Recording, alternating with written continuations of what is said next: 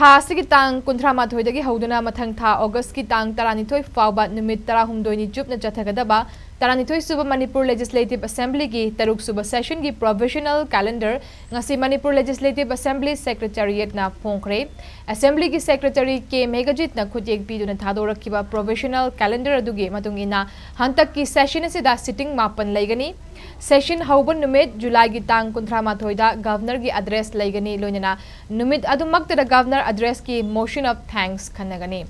Hantak ki mga Suba session asida August ki tang ani amasung mapanda private member business ani laigani Chatharagani session asida Business Advisory Committee report demand for access grants 2018-19 budget estimate 2024-25 puthokani ani Suba numita budget estimate 2024-25 ki discussion laigani Discussion and voting on demands for access grants 2018-19, discussion and voting on vote of accounts 2024, discussion and voting on demands for grants 2024-25, Labour Galojana, Manipur Appropriation Number 3 Bill 2024, Manipur Appropriation Number 4 Bill 2024, Manipur Appropriation Number 5 Bill 2024, House the Putoktuna passed Taunaba Khanagani. Session asigi manungda thangja masung nomaiding numit sing the house ki sitting leiroi panbayai thasi ki tang taranithoi da phamkiba cabinet mifamna assembly session kauna bawarip lauduna governor Anusuya uike the proposal tha bagaloina governor assembly session July kunthra mathoi dagi hauna ba